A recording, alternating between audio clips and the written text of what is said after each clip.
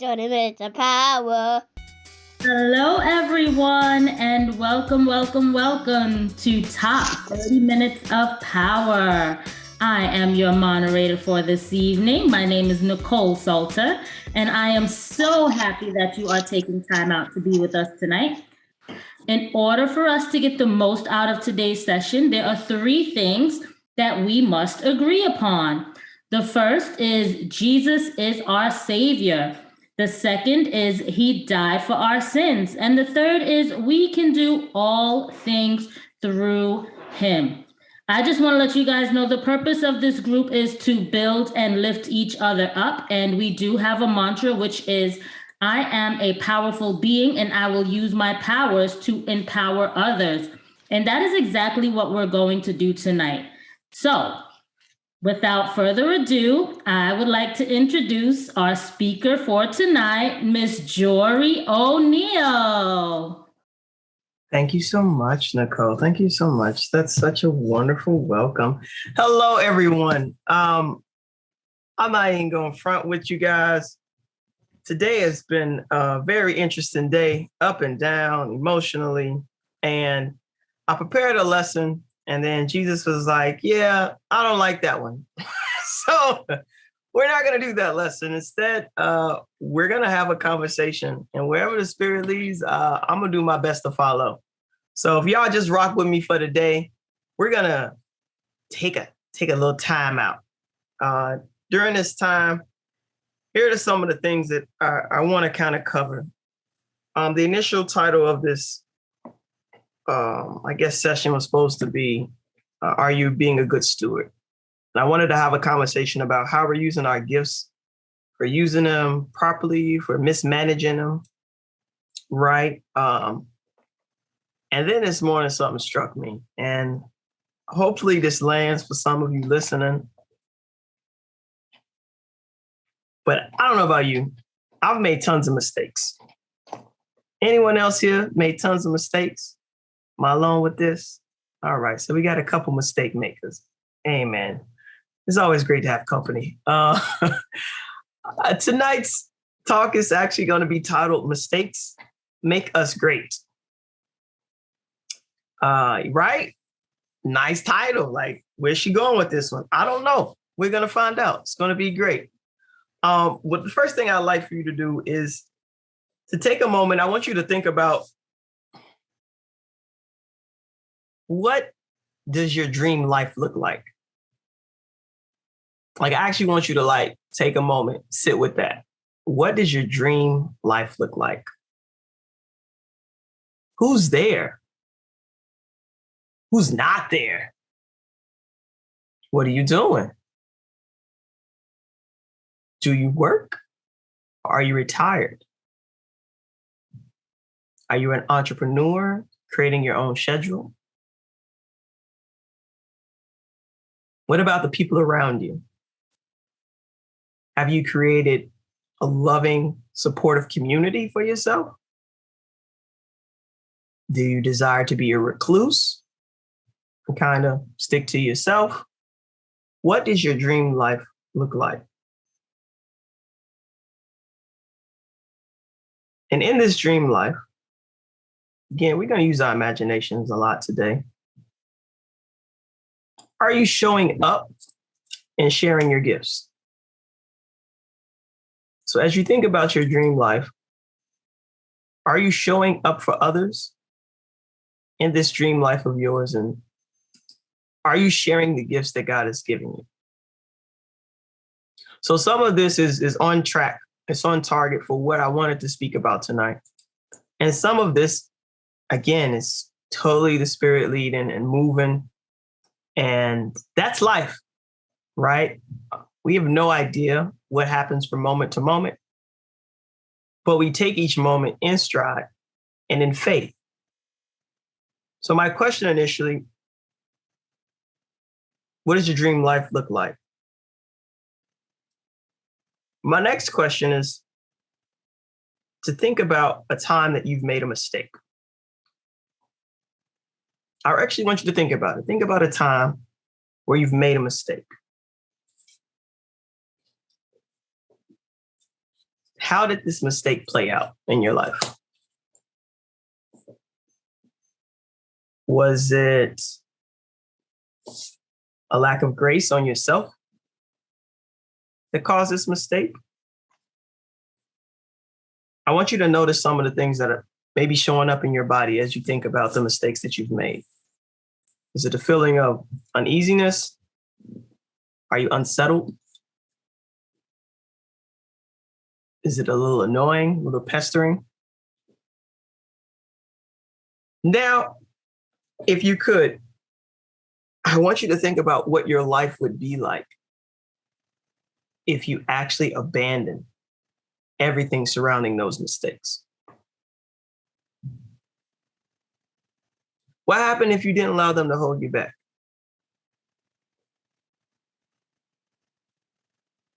What happened if you let go of the feelings that they caused in you? I want you to take a moment. I want you to acknowledge the community of humans that you currently have in your life. Whether they be blood relatives, friends, new friends, old friends. I want you to acknowledge this community that you have around you and the support that you have in this community. And I want you to know and acknowledge that you are loved and that you are accepted just the way you are. No need to change. No need to fake the funk. How are we feeling now? So often, when we get stuck in our fears, we don't need this magical pill to pull us out, right? Instead, we just need to shift a little bit, just a little bit. And sometimes we forget that. Sometimes we get caught up in our own thoughts, right? Possibly the judgments of others. Maybe it's comparing ourselves to other people. Instead of being in this place of faith, because that's the polar opposite of fear. Antithesis of fear is faith. So if you allow yourself to shift even a little bit away from fear, you're allowing yourself to grow closer to faith. So I actually want some people, if you're willing to, if you're feeling brave, to share with me what's showing up for you right now. I'm not asking you to tell me your business. It's not what I desire to do. But I had a conversation today with a friend, and it brought up some things that I didn't even know were there, right? Some feelings that I held very close to heart. Feelings of shame, feelings of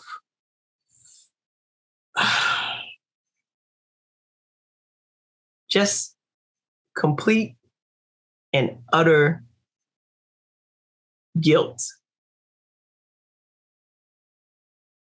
And it wasn't until today that I realized how these feelings were holding me back from realizing and actualizing this dream life, right? The things that I imagined doing are within me, and they're within you. They're within your reach. You actually have the power to do them. But in order to do so, we have to take leaps of faith. Oh my gosh, are those leaps scary? Woo! But here's the thing. What if we take this leap and we fail? What if we take this leap and we fall? What if we take this leap and we just look stupid? I have another option. What if we take this leap and we actually stick the landing? What would that do for you? How would that shift you from fear to faith? We're going to go back to my initial questions concerning being faithful, because I like my points. I love my practicals. If anyone knows me, they know I love my practicals, and my practicals always come in 3. So we're going to jump into these 3 real quick. But before we do, I want to share a scripture with you in Luke 16, verse 12. And this is the Message translation. So I'm in Luke 16, verse 12. It says, Jesus went on to make these comments. If you're honest in small things, you'll be honest in big things. If you're a crook in small things, you'll be a crook in big things. If you're not honest in small jobs, who will put you in charge of the store? No worker can serve 2 bosses. He'll either hate the first and love the second, or adore the first and despise the second. You can't serve both God and the bank. So I want to shift that last word, because I don't think the issue is always that black and white where it's about God and money. I want to take those 2 polar opposites that we used before between fear and faith, and I want to insert them. You can't serve fear and faith. It's absolutely impossible. You can't be afraid of your gifts and then faithful in using them. Nor can you be fearful about who you're supposed to be and then be faithful to God that you're going to show up that way each and every time, right? So to be faithful means what? And I want to use this word, steward. So this is one way that stewardship can be defined. In the Greek, it is akinomos. It is defined as the one who has the authority and responsibility for something, one who was in charge of, who was responsible for, administrator, manager. So from the verse that I read in the Message translation, it would seem that Jesus is making a distinction that honesty, integrity, they all have to do first in the small things.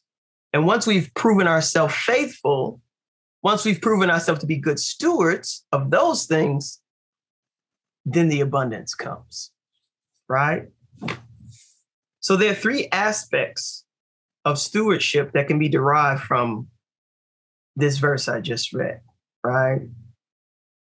So Jesus initially starts off and says that if you're honest in small things, you be honest in big things. The first area that I want to talk about is overseeing what belongs to another. We think about managers. I don't know, has anybody here ever been a manager? Have you ever been a director or maybe a supervisor, right? In this role, you're responsible when the boss isn't there.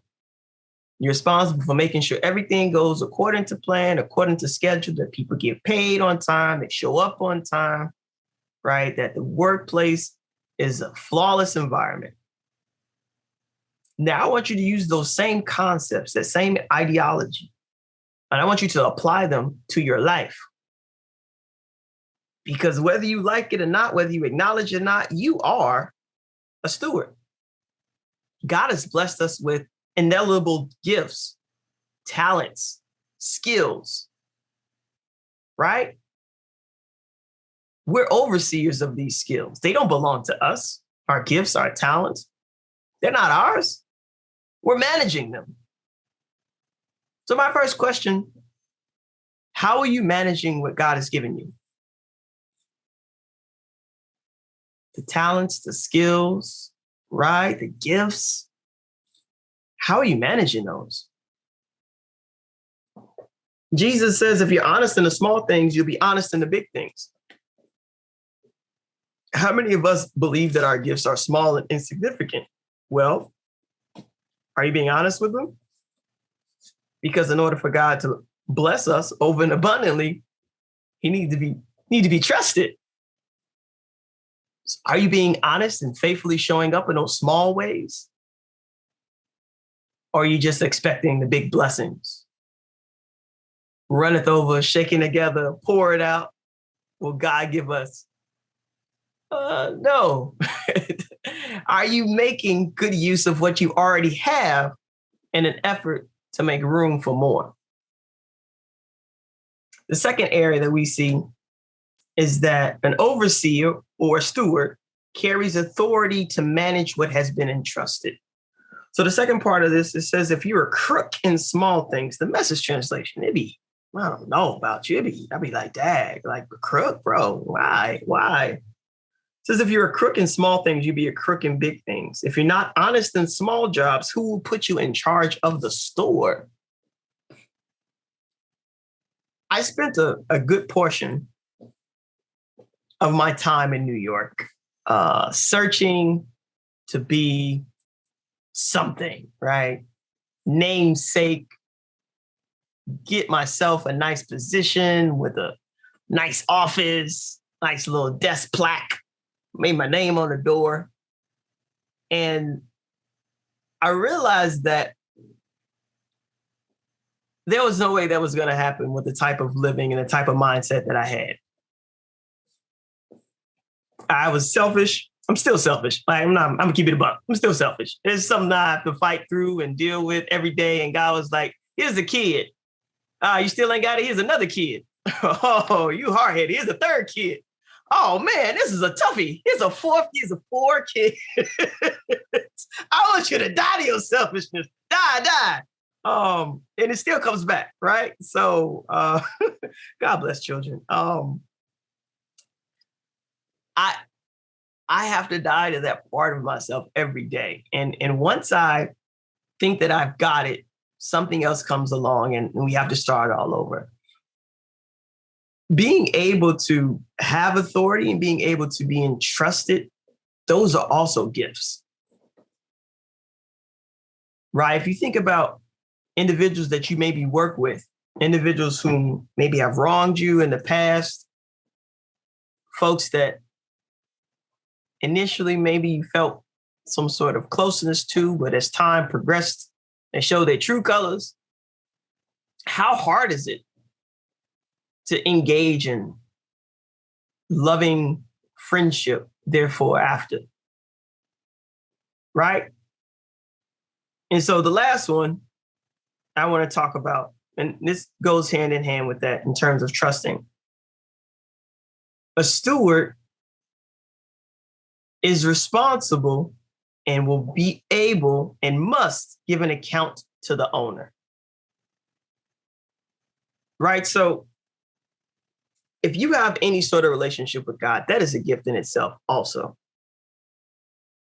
And being in a work setting, being in a family, being in any sort of community where you're not working to love each other deeply, where you're not working to bring about the manifest wisdom of God through your relationships, that's not being a good steward.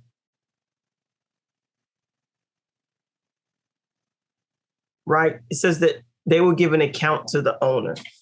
The last part of this says, no worker can serve two bosses, so either hate the first and love the second. So going back to that parallel between faith and fear, which of these bosses has mastered you? Which of these bosses have you allowed to rule what you do, how you behave, the way you act and interact with others? Have you given in to fear and buried your gifts? Or are you slowly being open to taking that leap of faith, trusting that God will help you stick the landing? I give myself grace when I make a mistake. Flaws are not inadequacies. Excellence is not the same as perfection. I value learning more than being right. And mistakes are growth opportunities. I'm going to put this in the chat because y'all don't think you're going to catch all these, Nicole. This is a lot. I'm saying a lot. But these are affirmations, ladies. These are affirmations. I give myself grace when I make a mistake. Flaws are not inadequacies. Excellence is not the same as perfection. Mistakes are growth opportunities. I value learning more than being right. Which one am I missing, Jory? None of them. You type very fast. Your fingers, that's a gift. Your ability to type that fast is a gift. I pray that you use it well. Please be a good steward of that gift and help me write my book.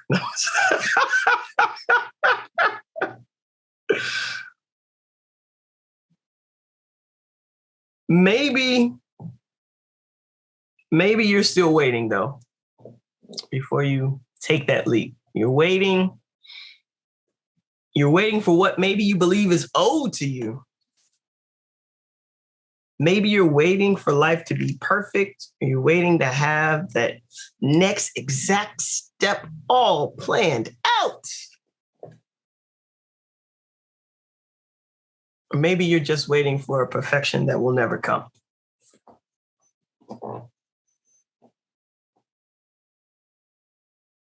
Are you stewarding the gift of relationship well? Are you stewarding the faith that God has given you well?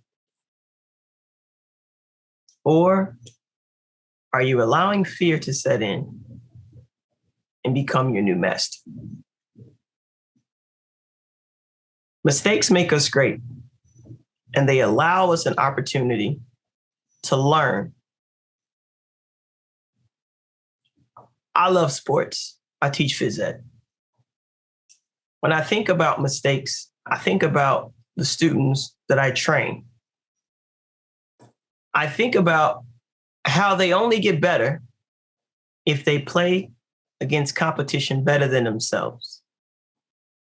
I think about how they only get better if they make a mistake, because the next time they'll know how to attack the hurdle better. They'll know how to shoot the shot greater.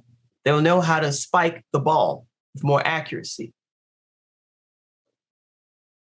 Now imagine if we just had that same mentality when we faced mistakes, instead of allowing them to give us way to fear. They don't give us fear. They give us way to fear. They invite us to choose the opposite of faith. They invite us to stifle our dreams. They invite us to turn back, maybe to the life that we said we never go back to. But oh, how amazing it would be if we saw mistakes for what they really were. An opportunity for us to acknowledge our humanity and our need for God. I have some work to do in terms of getting past the guilt. I guess I just realized today that I still held on to. But I'm willing to put in the hard work. I'm willing to figure it out. And I'm willing to take that leap. So my question this evening is, who's jumping with me? Thank you so much for allowing me to share this time. Thank you for your attention. I invite you to open your mic and share whatever resonated with you. Any thoughts that you have, any takeaways, any questions. Ladies, the floor is yours. That was so good. This reminds me of something that I deal with on and off all the time. And that is the biggest P word that we can ever think of, which is procrastination. I am so big on procrastination.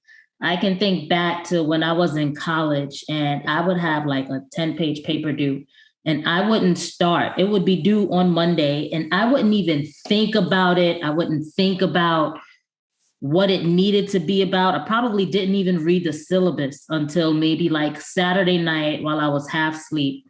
And then I had to reread it Sunday morning because I knew I was going to be up until class started on Monday trying to write this 10-page paper.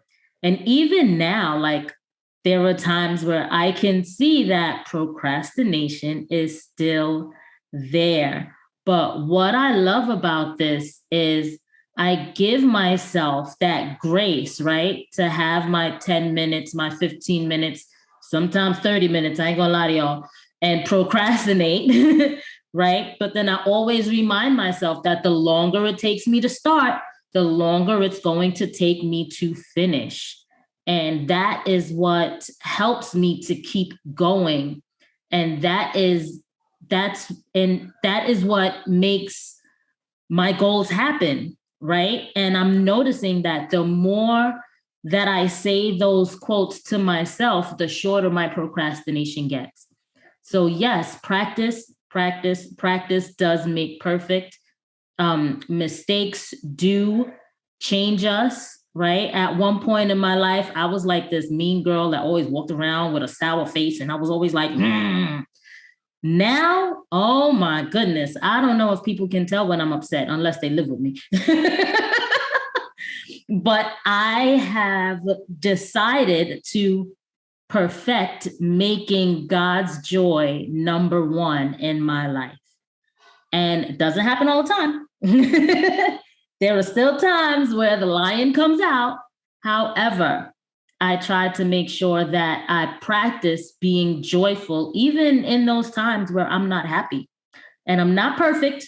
Don't think that this person you see in front of you has mastered everything, because I haven't. Just ask my husband. He'll tell you.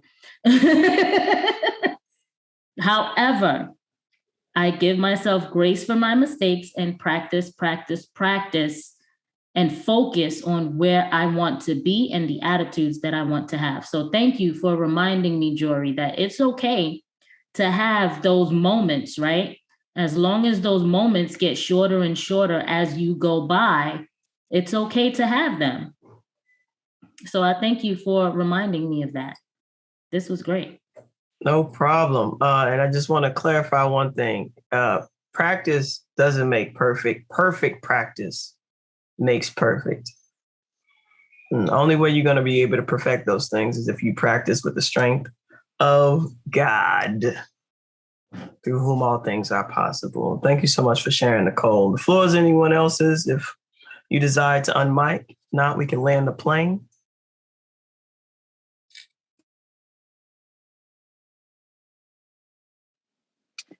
No, not yet. Don't land yet. So what I just wanted to add was you mentioned something about like imagining if you landed on your feet. Forgive me, you know my memory. And so I said, imagine if when you took your leap of faith that you stuck the landing. Right. And so then you said, making mistakes and how can we kind of like learn from it? And so I feel like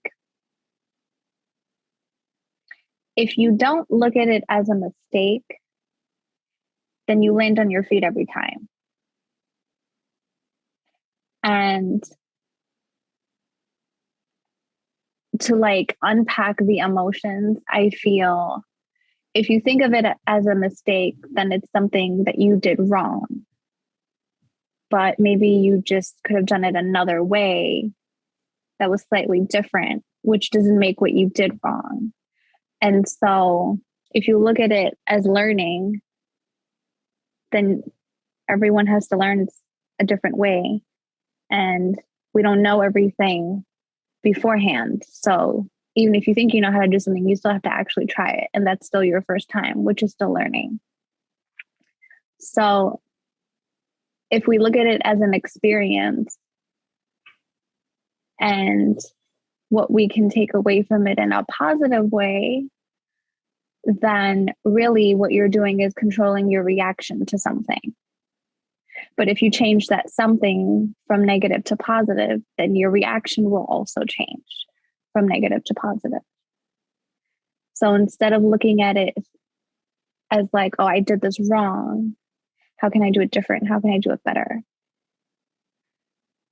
Did all the pieces add up? I like that. Yeah. It sounds like you're reframing. It sounds like you're reframing, which is dope. So that was the second part of that I'm looking back at the notes. The whole purpose in visualizing the type of life that you wanted to live was that you also needed to visualize what it looked like when you landed, right? So you take that leap and you land and you stick the landing, you have to know what that looks like. What do you want that to look like? And so I want to add what you said and what I said, because we're both right. I want to add what you said and what I said, and I would have put them together in a blender. And what comes out is, if you change the way that you look at the setbacks that you have in life, then at no point should it turn to fear, because you haven't made any mistakes. You've just experienced learning. And unless you create where you want to end up, then you won't actually know what adjustments need to be made in order to get there, which in turn becomes strategy. And yes to all of those amazing things. You're going to add on. And I love feel it. like Please. Yes. I am, because I'm going to say that I think it's a skill to be able to see things positively for yourself. So to imagine what a dream is means you have to imagine like a good outcome. And not everyone is afforded the same ability. You know, equity isn't always there to allow everyone to believe that this beautiful outcome that is possible for other people may not necessarily run the same for me. Oh, you're taking it deep with the equity speech. I like it. Okay, I think I'm going to stop now. Listen, keep adding to the conversation. So I guess that is a fair assessment. Not everybody has the ability to dream. Not everybody has the privilege to dream. Not everybody has the skill set needed to not only dream, but to believe that they can actualize those dreams. So I recognize what you shared, and I want to sit with that for a little bit. One last thing. Yes, please. Yes. Now I got to write for some real notes this now. time. Now you're just talking. For real this time. I'd so take then some notes. You obviously tied it all back to God. But I think that in order to be able to control your reaction and then your emotions to something happening that may not be the best outcome, that takes a lot of like work on yourself. And I feel like the only person to help you do that is God. And that's my bow. That's it. So you just brought it back to the beginning. Was that a hook? Was that a hook again? Module 6? Another hook. Yes, it was a hook. Also known as a closer in comedy. Yes, that was a nice closer. Very, very eloquent bow you have put at the end of that. I love it. Any other humans want to chime in? Maybe share something, a takeaway, or ask a question. Gonna be landing the plane soon. Think we're heading toward the hangar. Engines off. Roger that, Captain. Thank you all so much for your time. I appreciate it as always. I am grateful. I'm full. This was good. I enjoyed this conversation with you all, even though I did most of the talking, so it felt like a little bit talking to myself, but it's therapeutic nonetheless. I don't believe I'm crazy. I just know that I love God and I love you all. Ladies, have an incredible day.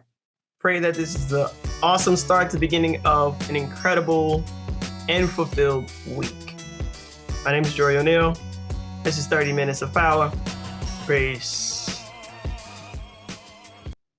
30 minutes of power.